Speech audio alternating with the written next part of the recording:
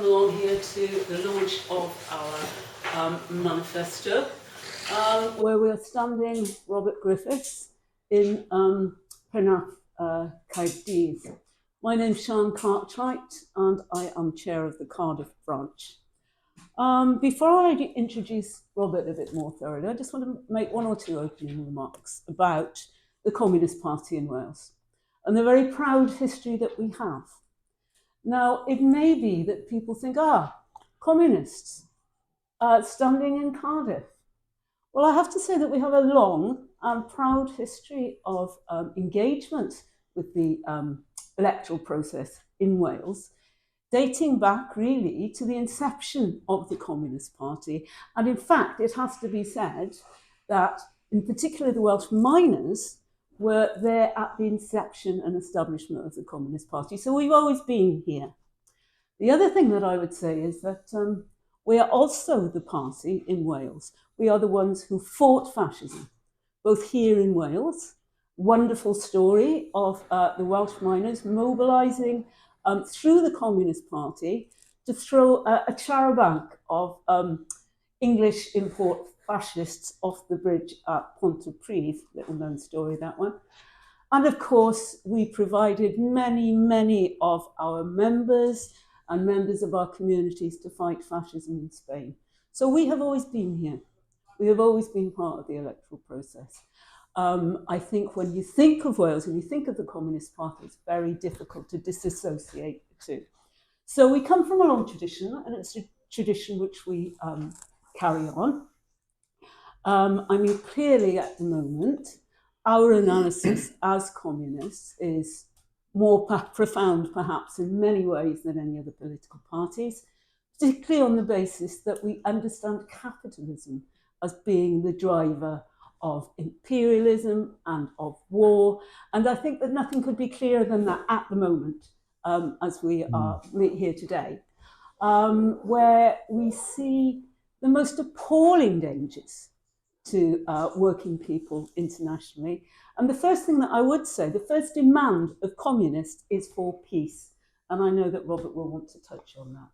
I think that's probably enough for me. So I'll pass it over to Rob. Robert, I've known Robert now for 40 years, something like that. We've worked together in many campaigns in the Communist Party and beyond, both educators of working class history in Wales. So although I have nothing like Rob's record in publications in historiography, so on that basis, I'll hand you over to Robert. Thank you. Thanks very much, Sian. Yes, is it really that long that we've worked together? I think it probably is. It is. And of course, Sian herself has had a distinguished record of service in the trade union movement, which is one of the other areas that that I've been active in. But the Communist Party has always taken the electoral struggle very seriously. It's an important front of activity for us. In fact, I think the very first parliamentary election that the party stood in after it was formed in 1920 was a by-election in Caerphilly, just up the road. Anyway, I know that we in Wales have maintained that engagement, including myself. I've stood for elections for the party as a party candidate at local, Welsh, Westminster, and even European levels over the years. And one of the things I learned very early on was that whatever people's public perception might be of the Communist Party, and of course they're told to hate and fear it from a fairly early age in many instances, once people get to hear of our policies, it's always a pleasant surprise to find the degree to which people actually agreed with them.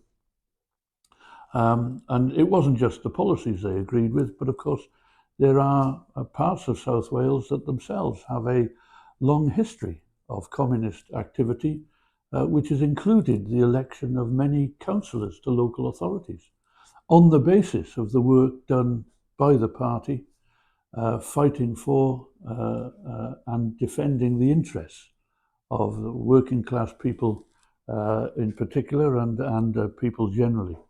The slogan that the party has chosen for this election is that of our manifesto. Grim go iawn I bobl Cymru, real power for the people of Wales.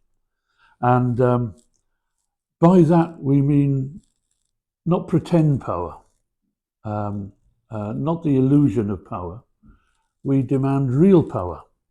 And I'll give some concrete examples of what that would be in practice. And for the people of Wales, not necessarily, or not for the professional politicians, the careerists, not more photo opportunities, not more petty and largely meaningless titles and the trappings of office and so on, but a drive to put real power into the hands of ordinary people, working class people, and their communities. And I'll give you some examples of what we mean. It's very clear that over the last 25 years, 35 years almost, in Wales, we've had what has appeared at times to be almost the illusion of devolution. Now, there have been some real benefits that have come to the people of Wales as a result of having a National Assembly and now a Senedd with lawmaking powers. And we give some examples. We acknowledge that in our manifesto. But that power has been very much limited, constrained, and we've even seen some of the powers devolved to Wales withdrawn by direction of the central government. And I'll come to a specific example of that in just a moment. But what we need in Wales are real powers to determine our course of development, economic development, social development, cultural development, and so on. But of course, those powers are pointless if you don't also have the resources to invest with them. And certainly, since devolution, we have seen a scandalous denial of proper investment funds for Wales, not just in terms of the so-called Barnett formula. I won't go into the intricacies of that now, but a formula that determines our block grant from the Westminster government, not based on real need, but based on a series of mathematical equations that don't bear any relation to the funds needed to meet the real needs of the people of Wales. But in particular, and certainly in the most recent decade, we have seen scandalous denial to Wales, to our Senedd and to our government of investment, capital investment in infrastructure. For example, railways. We have seen hundreds of billions already earmarked and much of it wasted on the HS2 railway project, making trains 20 minutes faster between London and Birmingham. Why anybody should want to get to either 20 minutes faster is a mystery to me, but obviously it's about the needs of business primarily. And then extending HS2 not only up to Manchester, but then across to Leeds and other parts of Yorkshire. And as I say, hundreds of billions earmarked for that. And the agreement at the beginning of that project was that any parts of Britain that were not going to receive that investment would be compensated by extra funding. So Scotland has had about 10% of that project, the money for that project, an equivalent of 10% earmarked for investment in Scotland. Northern Ireland has had about 3 or 4% of the amount invested in HS2 now devolved to Northern Ireland. In Wales, we've had nothing. On the curious grounds that any passengers getting on a train in Manchester, from North Wales in particular, will benefit from a better service to Leeds and points north. And this is supposed to be a reason as to why Wales gets nothing instead of the £4 or £5 billion that we should get in accordance with the formula that operates in Scotland and Northern Ireland. Similarly, a new railway corridor has been announced between Oxford and Cambridge. Again, Scotland will get a percentage, Northern Ireland will get a percentage of that money, Wales, nothing, on the grounds that people from South Wales who want to travel between Cambridge and Oxford will benefit from the investment. I mean, this is the language of the spiv, to claim that somehow this makes up for not having a proper allocation of the funding, which again in Wales's case would be somewhere between 250 and 500 million pounds. That's just one example. There are other examples as well. So all in all, Wales is being underfunded in terms of capital investment. From central funds, we're being underfunded to the tune of at least £5 billion. And yet central funds can be found for all kinds of projects. Yes, we have just had an announcement very recently that Wales will have just under £500 million extra now for investment in the railways. Well, central government has already spent almost twice that renovating Reading railway station, which puts, I think, the government's generosity or lack of it into into perspective. Again, another example of where investment has been sorely lacking, and it has a component as far as railways are concerned, and that's the whole question of Cardiff Wales Airport.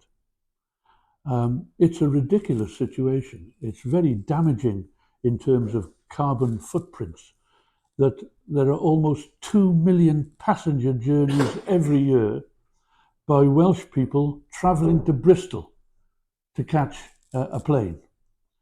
Almost 2 million passenger journeys that originated in Wales, mostly in South Wales, mostly in South East Wales, in this area.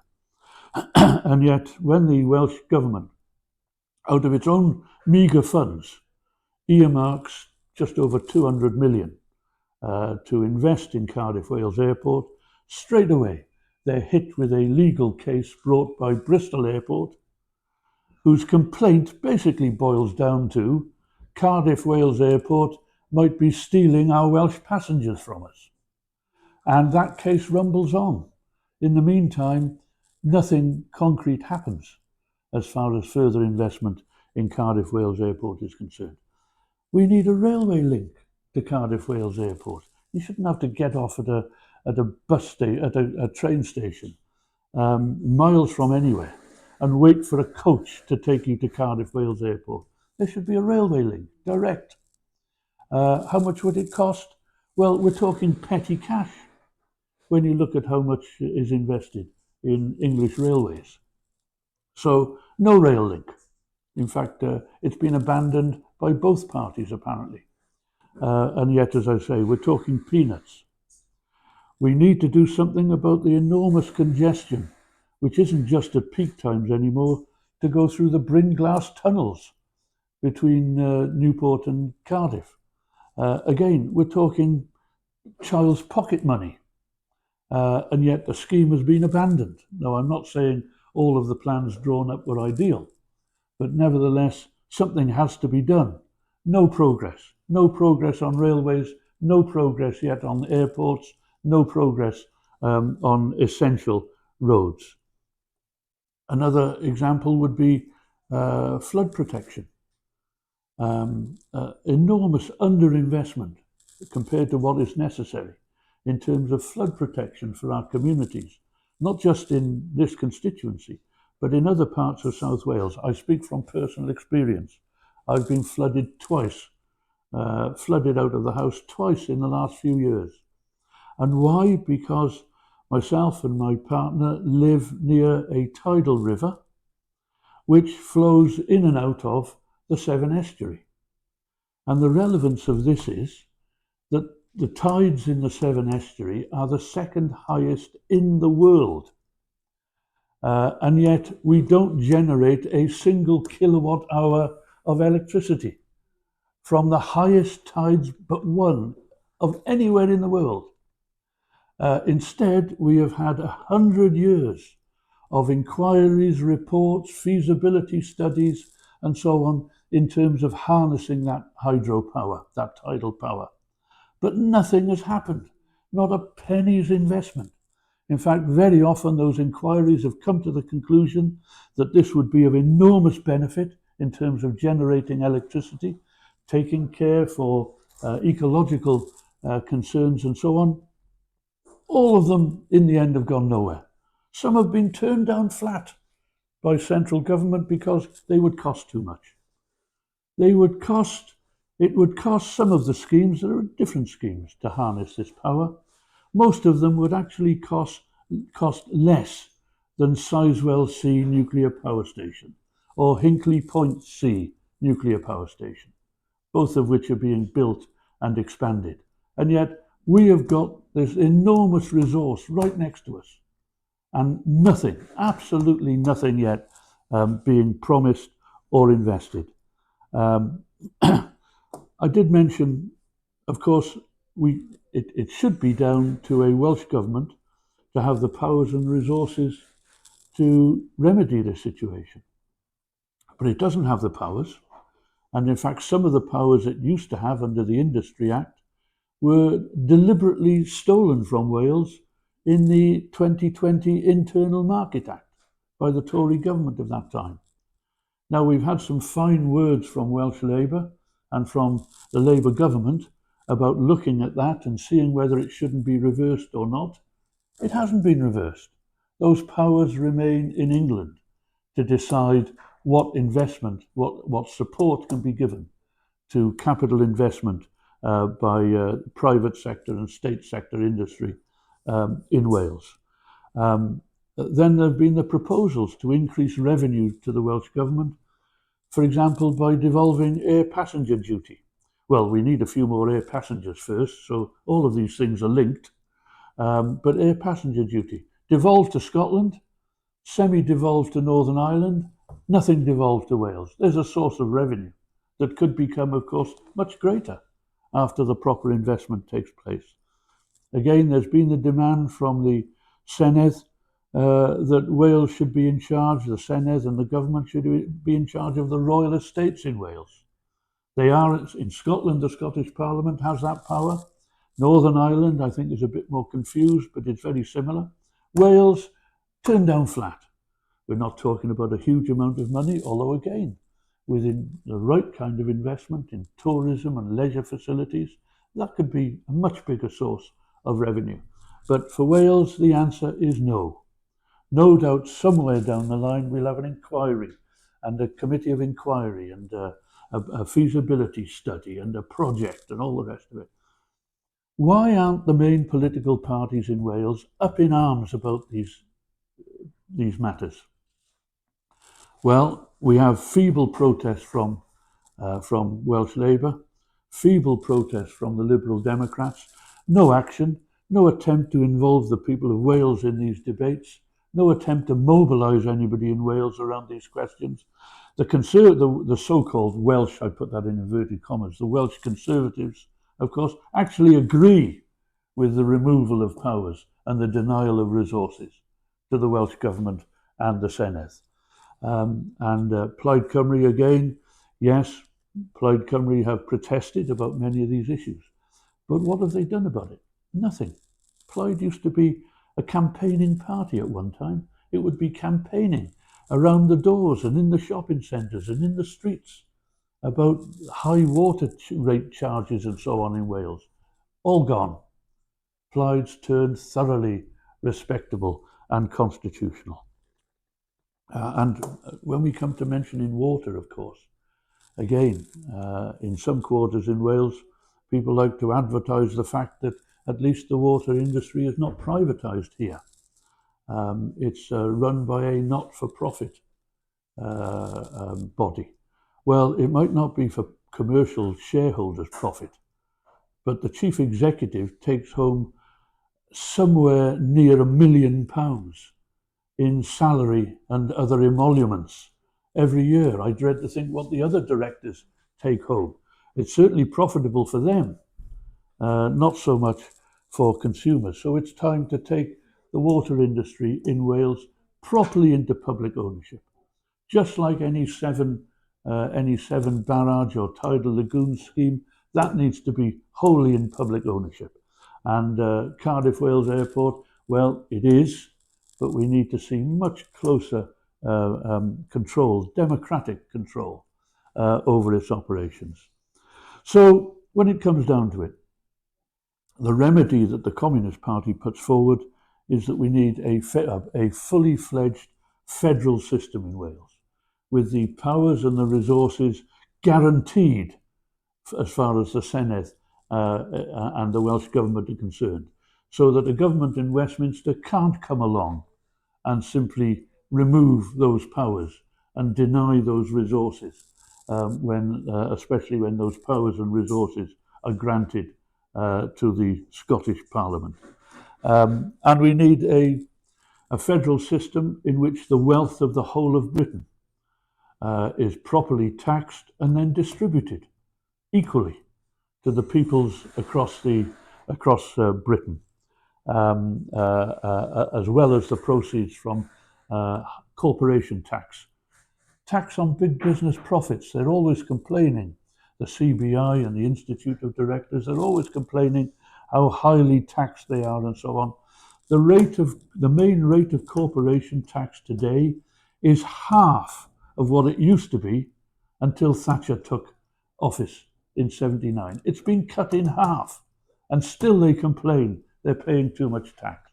Likewise, the top rate of income tax is only half of what it was in the 1970s, but they complain about that level of tax and try and make out that this affects all of us, that we're all hit by these taxes. In fact, that we don't pay because we're nowhere near wealthy enough. Which brings me almost to my last point. I did leave out one particular party in my earlier brief survey, Reform. Now, Reform have a new leader in Wales. He's an expert on the concerns of the wealthy people of the borough of Barnet in London.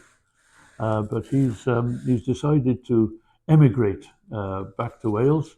I think he's rumoured to be living here now, although it appears he bought another property in Bath. And when faced with accusations that he didn't even live in Wales, he said, "No, I do live in Wales. The Bath property was just to add to my portfolio." Well, isn't this the experience of everybody in Wales? We all have these property portfolios, and every now and again we have to buy another property somewhere in Bath. So not exactly representative, and certainly not in touch with ordinary working class people in Wales. Just like Reform as a party, all of the top office holders in Reform UK are multi-millionaires without exception. They've all made their money by gambling in the City of London or property speculation. Most of them used to be in the Conservative Party, where they were avid fans of Margaret Thatcher, not exactly a hero or a heroine here in Wales. And so it's these recycled Thatcherite multimillionaires who now lead Reform UK and have their stooges here in Wales. And of course, their attitude to Wales and the issues that concern the people of Wales are exactly what we would expect from Thatcherite multimillionaires. They opposed the expansion of workers' rights in the bill going through the House of Commons recently, including increased rights for women at work. They voted flatly against that. They voted in favour of every measure that has adversely affected Wales over the last 15 or 20 years, whether they were in the Conservative Party or briefly in UKIP, as one or two of them were, of course. So this is a party that has never had the interests of the mass of ordinary people in Wales at heart. And even today, insofar as they have any Welsh policies at all, the most recent one that they announced, about the only one I think they've announced, was to withdraw any funding support to assist the development, the survival and development of the Welsh language. which again, in the grand scheme of things, we're not talking large sums of public money here.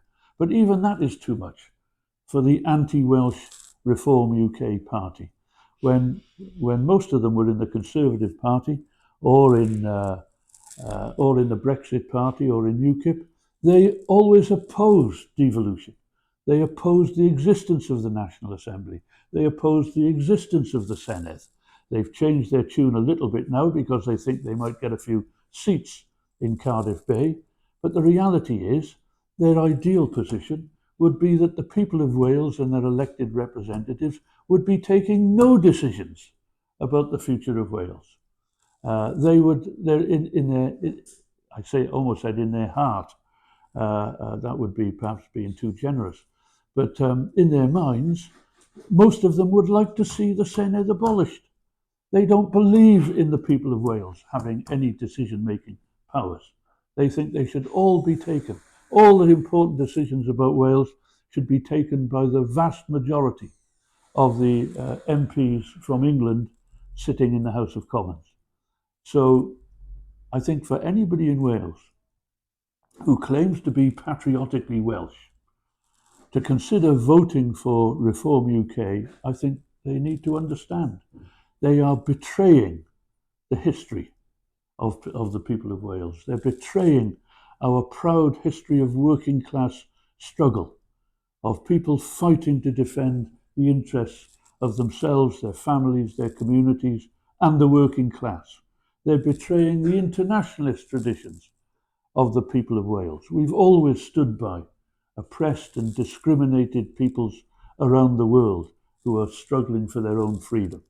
Reform UK is the complete negation of the history of 20th century Wales in fighting against exploitation and oppression. And the other false solution that's put forward by some in the Labour Party, in the Green Party even, and in the Lib Dems is that somehow Wales would be better off back inside the European Union. So that it's not even Westminster that would be taking most of the key decisions about Wales. It is the European Commission in Brussels. And that fig leaf, that myth of a parliament that has no real powers, the European Parliament. Again, this offers no solution. Many of the problems that we have in Wales, the deep-rooted problems, were made much worse, not only by Tory governments, but by our membership of the EU, which meant that we were completely at the mercy of big business market forces. So that's why we come back to it. That's why the Communist Party in Wales says real power for the people of Wales and the resources that go with it. And the only way to safeguard those powers and to ensure that those resources come to Wales, after all, much of that wealth has been generated in Wales in the first place, the only way to do that is with a system of progressive federalism. So that's what I'm standing for. That's what the party's candidates in Wales are standing for, to actually not only speak up in the interests of the people of Wales, but to help to mobilise the people of Wales in protest at current policies, but also in the demand for new structures, new policies, and some new voices and new faces in the Senedd in Cardiff Bay. Thank you, Robert, very much indeed. Thank you. Okay, I'll open the floor now for questions. David. Yeah, at the last Senedd election, the Welsh Communists stood candidates in every constituency. This time, it's only in 2 constituencies. Why is that? The reality is that the new electoral system adopted by the Senedd is grossly unfair to smaller parties. I think this new system was originally envisaged as one that would in fact also make electoral life much more difficult for Reform UK as what was then a very small fringe party. In fact, because undoubtedly there's been an increase in support for Reform UK, they are going to be among the beneficiaries, along with the other bigger parties of this new system. For example, under the previous system, we had the constituency section and we had the regional section. If we contested every region in Wales, all 5 of them, we would pay £500 deposit, and that would entitle us to party election broadcasts. And we took full advantage of that, and it helped to publicise our policies. That cost us, in terms of deposits, £2,500. Well, all of that's been swept away, and what we have now are 16 single constituencies. To qualify for party election broadcasts this time around, the broadcasting authorities have decided that a party has to contest all 16 constituencies. Now you can work that out, but I'll save you the trouble. That means £8,000 worth of deposits in order to qualify for a party election broadcast. We're not, unlike Reform UK, we're not funded by foreign business people from abroad. Unlike the Tory party, we're not funded by big business. We simply don't have that kind of money. And even if we did, I'm not sure whether we would make it quite such a priority in terms of how to spend it. But that immediately rules us out, unless we were to contest all 16 constituencies. Well, we have branches in every region of Wales. We certainly don't have branches in every constituency in Wales. And as I say, we don't have the money to fight every constituency, or even very easily, to pay the 16 deposits. So this has discriminated against us very heavily, which is why we've decided on this occasion to concentrate our forces, concentrate our campaigns on 1 seat in the south and 1 seat in the north. I suspect we will be looking to expand our engagement as the party grows, and we are enjoying a fresh period of growth at the moment, modest growth, but a fresh period of growth. And I dare say we will expand our electoral work, particularly at local election level. But this is a system that quite blatantly discriminates against the smaller parties. Its original target, as I say, I suspect was Reform UK. That doesn't apply anymore. As a party that is one of the oldest parties in Wales, we appear to be the main victims of this new system. And for people not in the 2 constituencies where you're standing candidates, what's the advice to people there on where to vote? Well, the Communist Party has always had a strategy of working alongside and with allies in other parties or in no party at all, where there are important agreed objectives. We're first and foremost a campaigning party in the trade union movement, in the peace movement, and so on. We've never been primarily an electoral party. There are some good people. There undoubtedly are some good candidates, genuine candidates who stand for the interests of ordinary people, although their party machine sometimes prevents them from acting in that way. But there will be some Labour, some Plaid Cymru, possibly some Green candidates who, if there's no communist standing in those constituencies, we may well urge people to support. But that is, we will take that on a case-by-case basis.